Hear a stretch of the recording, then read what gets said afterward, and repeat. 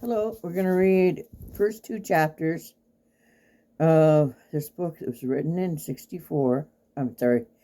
24 by Edith Wharton, who was the first female writer to win the Pulitzer Award for fiction writing. She died in 1937. What are you doing, Precious? Precious, I'm trying to read. You can't, she's massaging my chest. Can you not do that? Precious. Precious is Maine Coon. You want to see her? This is Precious. She is from Quasqueton, Iowa. Precious. Precious. Come on, Mommy is trying to read. You're not being helpful. Precious, I mean that. You're not being helpful, and I don't mean that in a loving way. Can you not do that, Precious? Yes, I love you very much. Uh-oh. I have news for other people. Evidently, we don't just have two cats in a family way.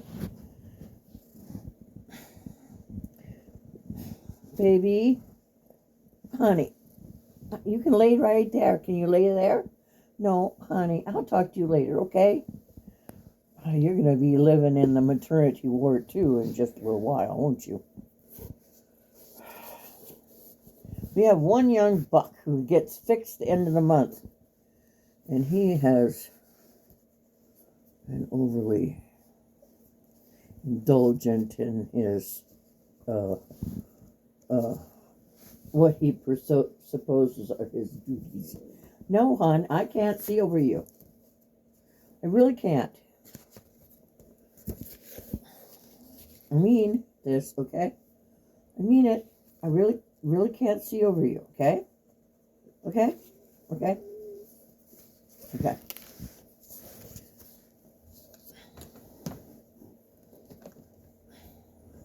My lamp, well, I had a lamp that I was reading with before. I read with it for 2 years before it finally crashed one last time to the earth, thanks to a furry critter. Okay. False Dawn, the 40s. Hay veranda and mignonette scented the languid July day. Languid is referring to easygoing, restful, Languid.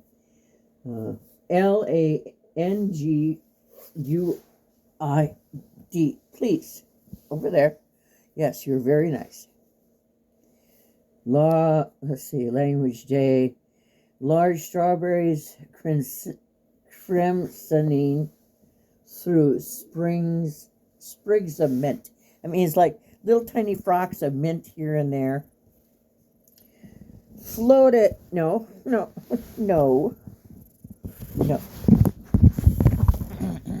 I have to hold it. No, please don't do that. Floated in a bowl, a pale yellow cup on the veranda table. An old Georgian bowl. No, do not help. No. Georgian refers to the period the bowl is from. Georgian, with complex reflections on polygonal flanks. Engraved with, no, don't do that. Racine arms, no, please don't, no, you're not helping. Flanks engraved with racine arms between lions' heads. Now and again, the gentleman, warned by the menacing hum, slapped their cheeks, their brows, or their bald crowns. Okay, they're bald-headed, but they did so as furtively as possible. So the mosquitoes were horrible, and they weren't going away without a lot of blood. For Mr. Halson, Racine, Racy, Raycie, on whose veranda they sat,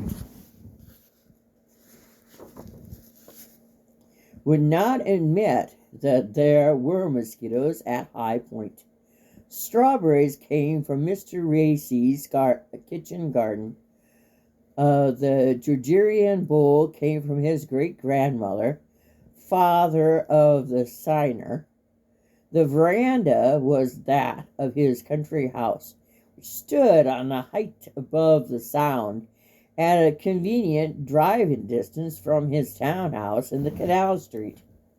"Another glass, Commodore," said Mr. Racy, shaking out a Cambrai handkerchief the size of a tablecloth and applying the corner of it to his steaming brow. Mr. Jameson Ledgy smiled and took another glass. He was known as the Commodore among his intimates because of having been in the Navy in his youth and having taken part as a midship under Admiral Porter in the War of 1812. By jolly sunburned bachelor whose face resembled that of one of the bronze idols he might have brought back with him, had kept his naval air, though long retired from the service, and his white duck trousers, his gold-braided cap, shining teeth, still made him look as if he might be in command of a frigate. Instead of that, he had just sailed over a party of friends from his place on Long Island Sound, and his trim white slope was now lying in the bay below the point. The Halston Racy house overlooked a lawn sloping to the Sound. The land was Mr. Racy's pride. It was mowed with a scythe, SCYTHE.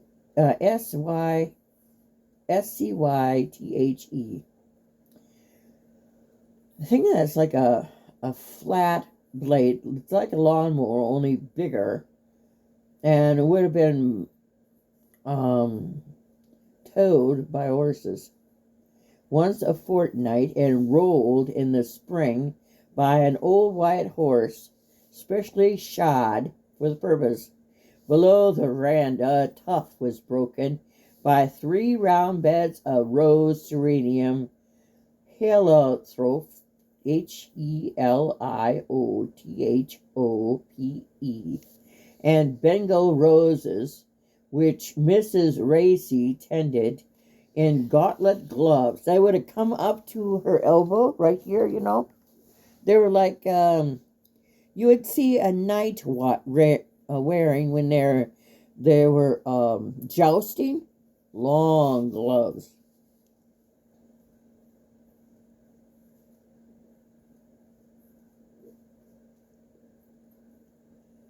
Under a small hinge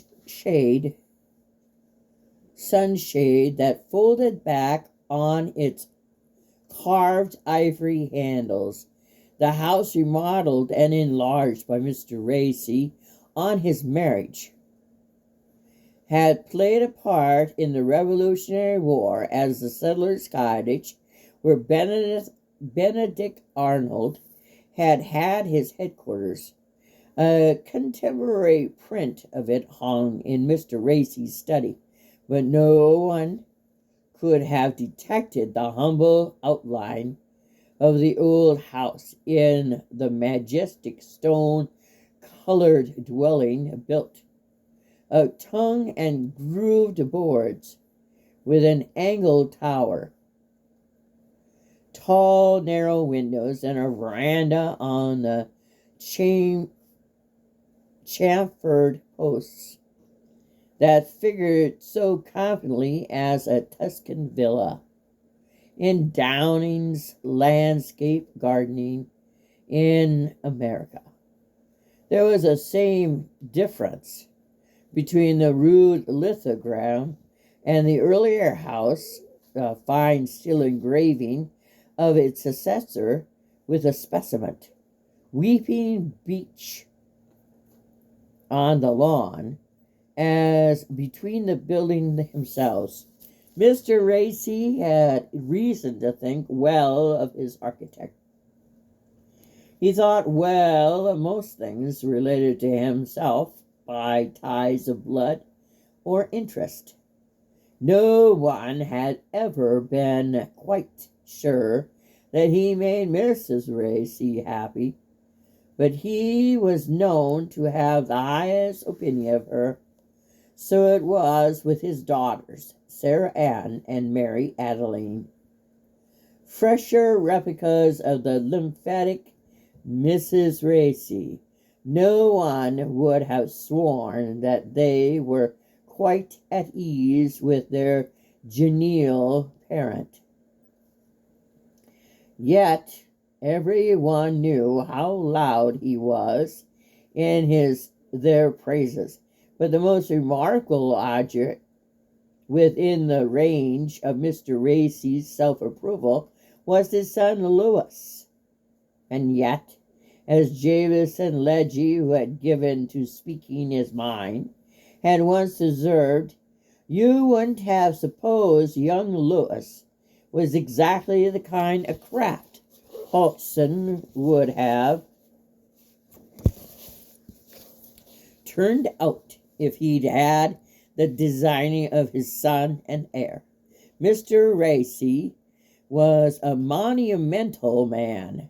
His extent in height, width, and thickness was so nearly the same that whichever way he was turned, one had an almost equal broad view of him, and every inch of that mighty circumference was so exquisitely cared for that to a farmer's eye he might have suggested a great agricultural estate, of which not an acre is untilled. Even his baldness, which was in proportion to the rest, looked as if it received a special daily polish. And on a hot day, his whole person was like some wonderful example of the costliest irrigation. The dude was a sweater. There was so much of him, and he had so many planes, that it was facetiously fascinating to watch each runnel of moisture foul its own particular watershed. Even on his large, fresh-looking hands, the drops divided, trickling in different ways from the ridges of his fingers, and as for his forehead and temples, and the raised cushion of cheek beneath each of his lower lids, every one of these slopes had its own particular stream, its hollow pools and sudden cataracts, and the sight was never unpleasant, because his whole vast bubbling surface was of such a clean and hearty pink, and the exuding moisture so perceptibly flavored with expensive eau de cologne and the best French soap. Mrs. Racy, though built on a less heroic scale, had a pale aptitude, which when she put on her best watered silk, the kind that stood alone and framed her countenance in an innumerable blonde lace ruffle and cultured purple grapes of her newest Paris cap, almost balanced her husband's bulk. Yet from this full-rigged pair, as the Commodore would have put it, had issued the lean little runt of a Lewis, a shrimp of a baby, a shaver of a boy, and now a youth as scant as ordinary man's midday shadow. As these things Lewis himself mused, dangling his legs from the veranda rail, were undoubtedly passing through the minds of four gentlemen grouped about his father's bowl of cup. Mr. Robert Hazar, a banker, a tall, broad man who looked big in any company, put Mr. Racine's lean back, lifted his glass, bowed to Lewis. "Here's to the grand tour. Don't perch on that rail like a sparrow, my boy," Mr. Racine said reprovingly, and Lewis dropped his feet and returned Mr. Hazard's bow. "I wasn't thinking," he stammered. It was his too frequent excuse. Mr. Ambrose Hassard, Huzzard,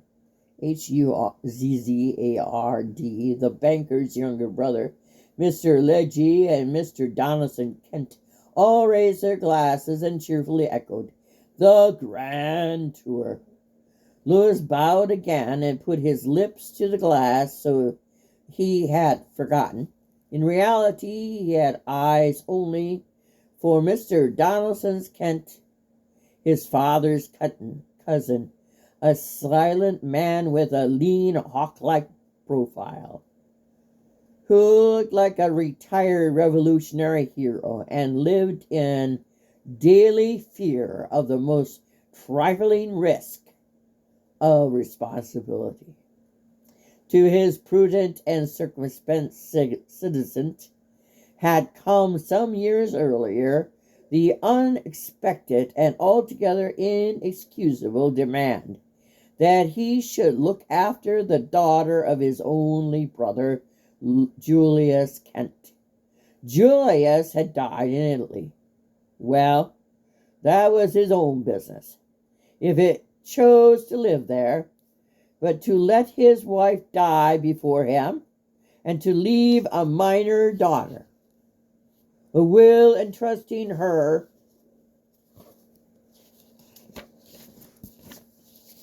to the guardianship of his esteemed older brother, Donaldson Kent, Esquire, of Kent's Point, Long Island, and Great Jones Street, New York. Well, as Mr. Kent himself had said, and his wife said for him, there had never been anything whatever in Mr. Kent's attitude or behavior to justify the ungrateful Julius, whose doubts he had more than once paid. Refresh. Debts he had more than once paid. In laying on him this final burden, the girl came. She was 14. She was considered plain. She was small and black and skinny.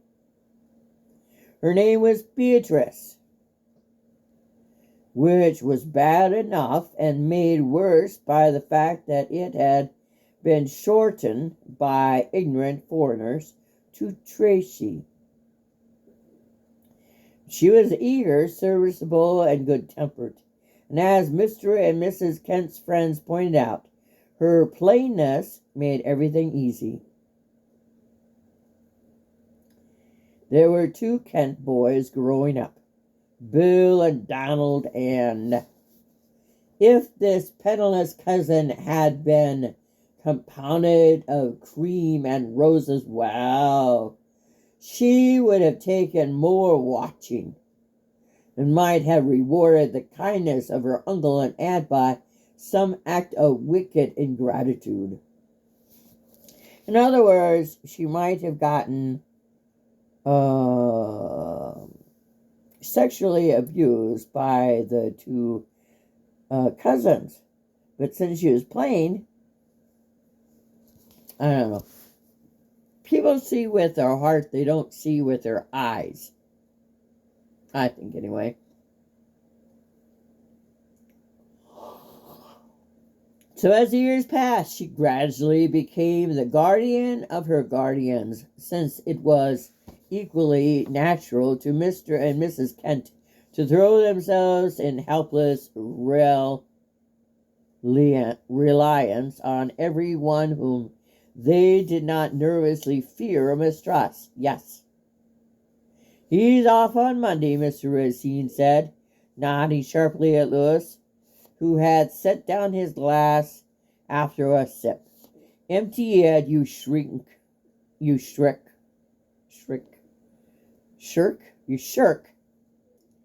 S-H-I-R-K, shirk." The nod commanded, and Louis, throwing back his head, gulped down the draught, though it almost struck in his lean throat. Sorry.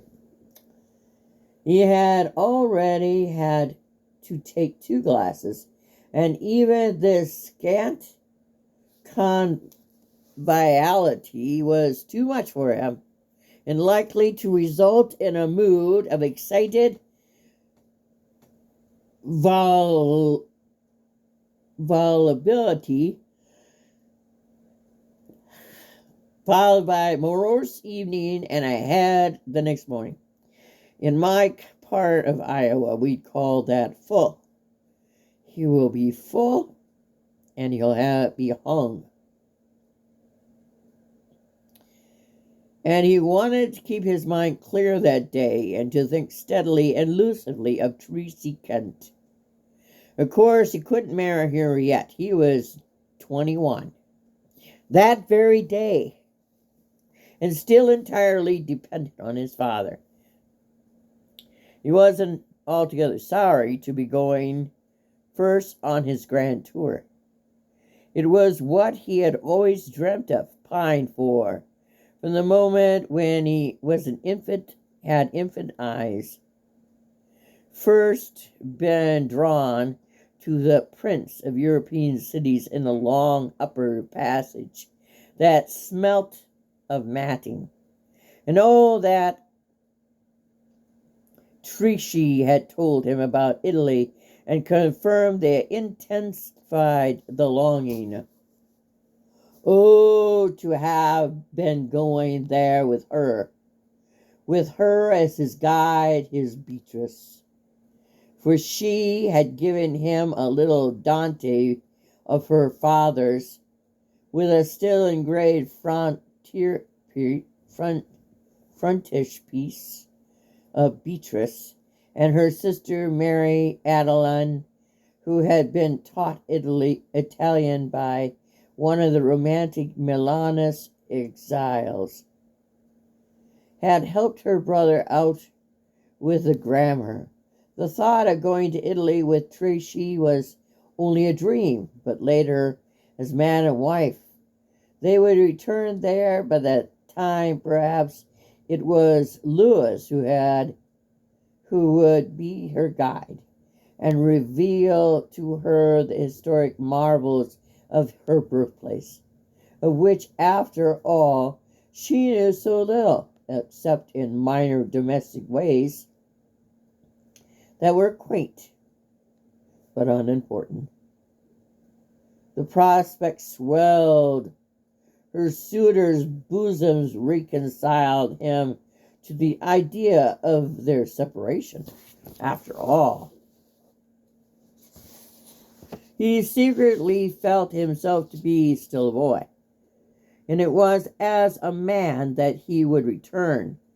He meant to tell her that when they met the next day, when he came back, his character would be formed. His knowledge of life, which he already thought considerable, would be complete, Then no one could keep them apart. He smiled in advance. To think how little his father's shouting and booming would impress a man on his return from his grand tour. The gentlemen were telling anecdotes about their own early experiences in Europe.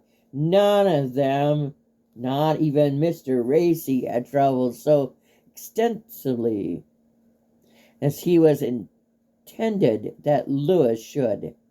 But the two Hassins had been twice to England on banking matters, and the Commodore Legge a bold man to France and Belgium as well, not to speak of his early experiences in the far east. All three had kept a vivid and amused recollection, slightly tinged with disapprobation of what they had seen. Oh, those French wenches, the Commodore chuckled. Though his white teeth, but poor Mr. Kent, who had gone abroad on his honeymoon, had been caught in Paris by the Revolution in 1830, and had the fever in Florence, and had nearly been arrested as a spy in Vienna, and the only satisfaction episode in his disastrous and never repeated adventure had been the fact of his having been mistaken for the Duke of Wellington, as he was trying to slip out of the Venetian hotel in his courier's blue surtout by a crowd who had been very gratifying in their enthusiasm, Mr. Kent admitted. How my poor brother Julius could have lived in Europe. Well, look at the consequences, he used to say, as if for Tracy's plainness gave an awful point to his morale. There's one thing in Paris, my boy, that you must be warned against. Those gambling hells in the Palais Royal. Mr. Kent insisted. I never set foot in the place myself, but a glance at the outside was enough. I knew a fella that was fleeced of a fortune there.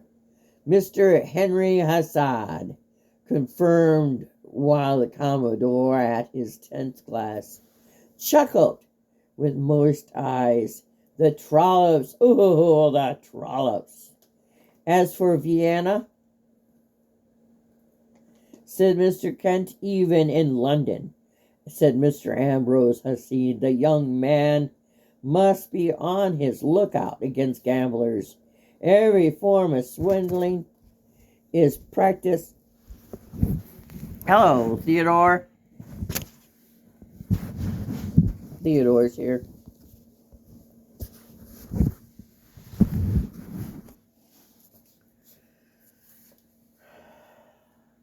He fetched a sigh of honor and relief and glanced reassuringly down the sound in the direction of his own peaceful roof tree.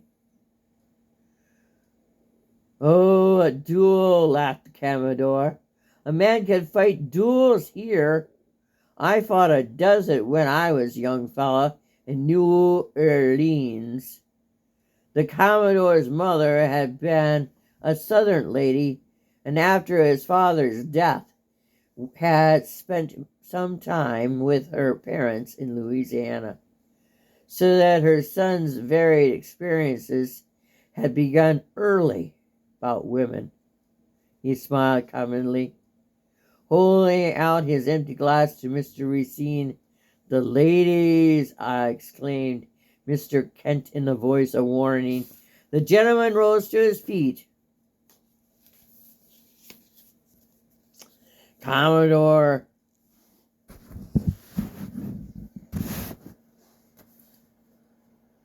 quite as promptly and steadily as the others. The drawing-room window opened. From it emerged Mrs. Racine in a ruffled sarcenet dress, a point-de Paris cap, followed by her two daughters in starched organdie with pink spencers. Mr. Racine looked with pride.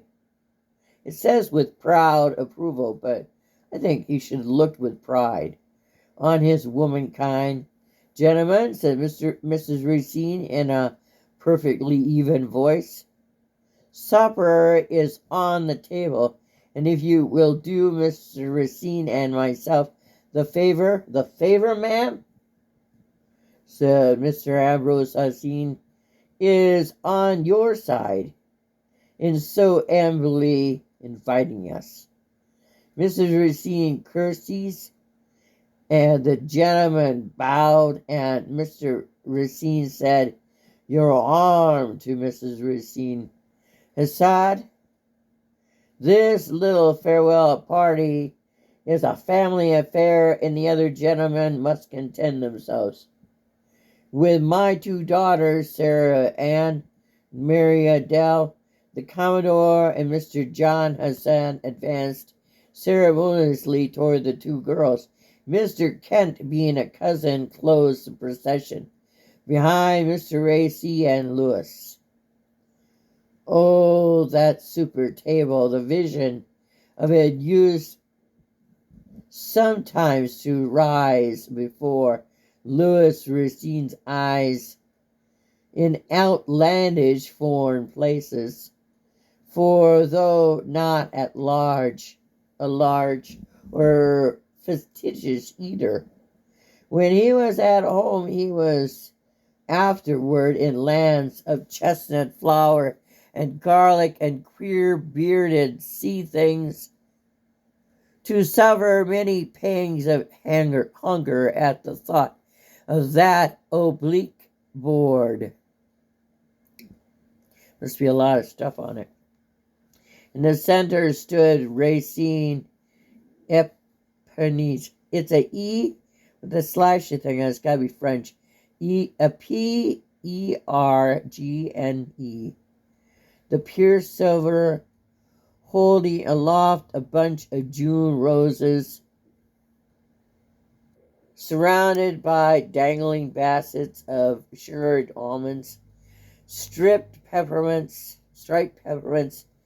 grouped about their decorative motif, were lower stuffed Lowestofft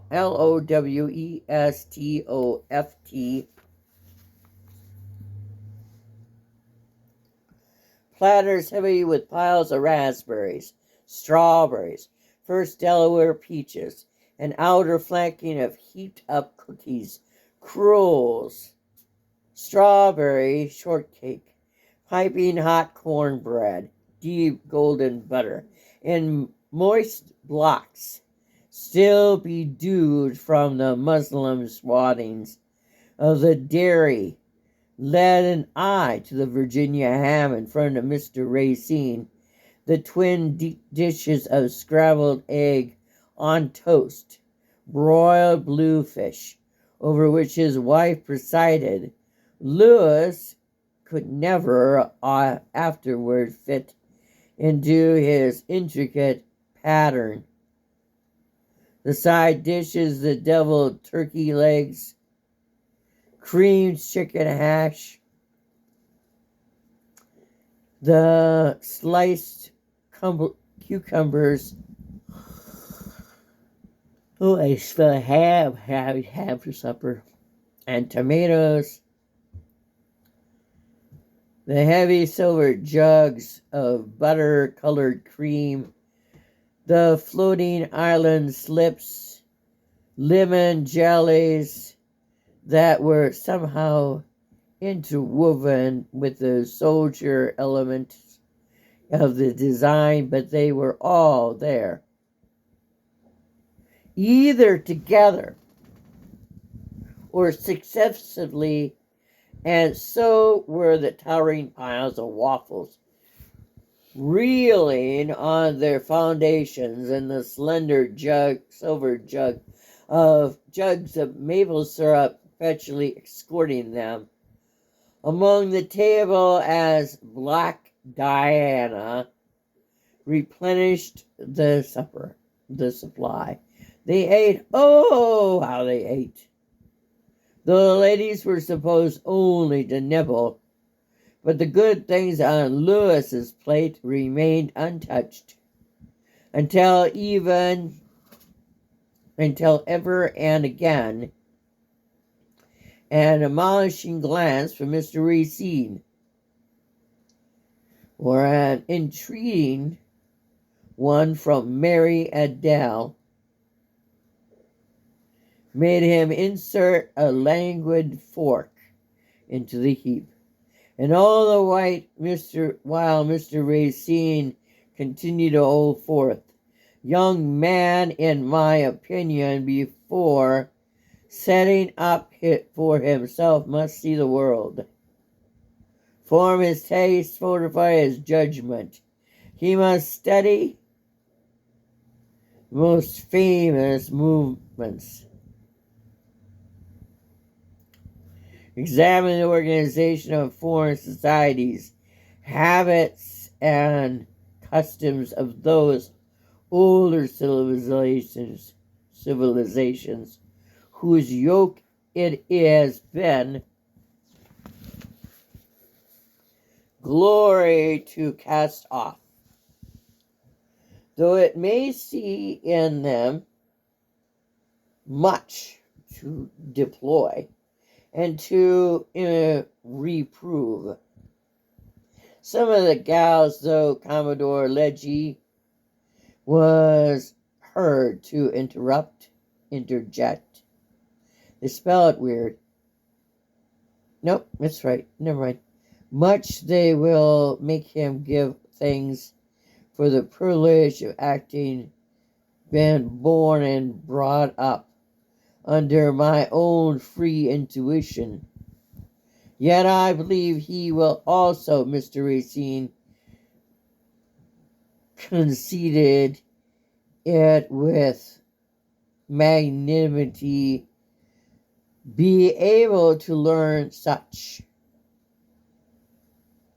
The Sunday through Mr. Kent has hazarded warningly, and Mrs. Racine breathed across her son. Ah, that's what I say. Mr. Racine did not look like interruptions, and he met it with a growing visible larger avalanche above the silence which followed Mr. Kent's interjection and Mrs. Racine's murmur. Then he crushed down on both. The Sundays, wow. What of the Sundays? What is there to frighten any good Episcopalian in what we call the continental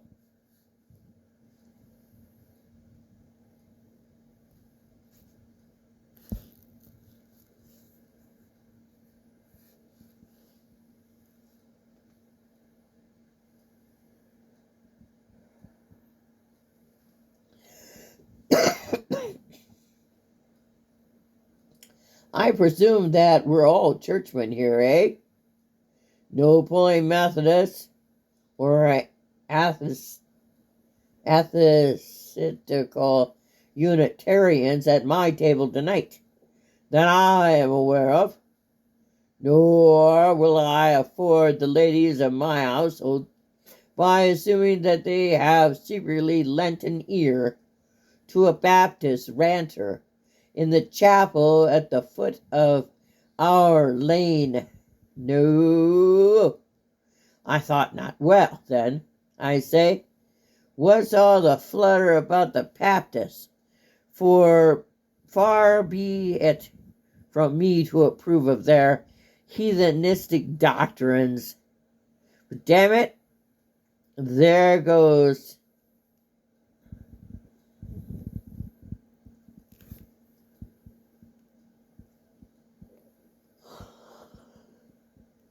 excuse me.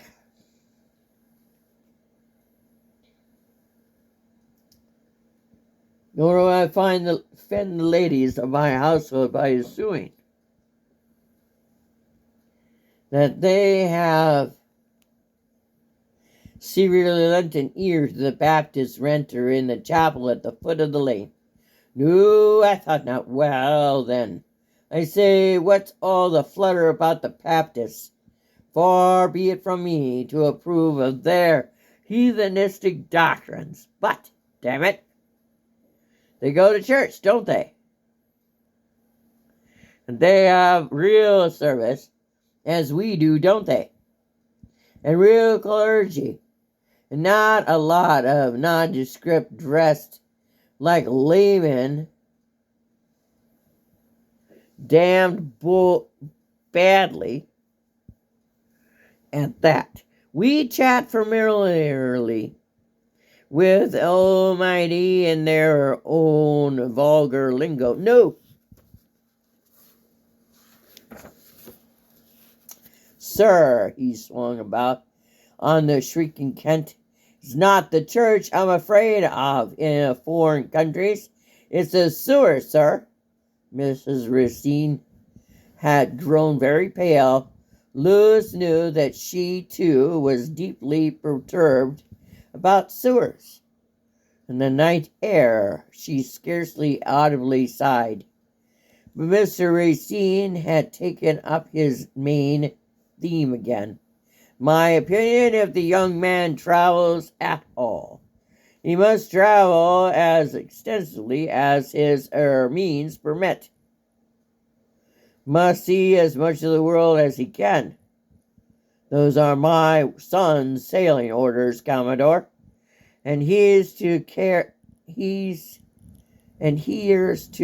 as carrying them out to the best of his powers. Black Diana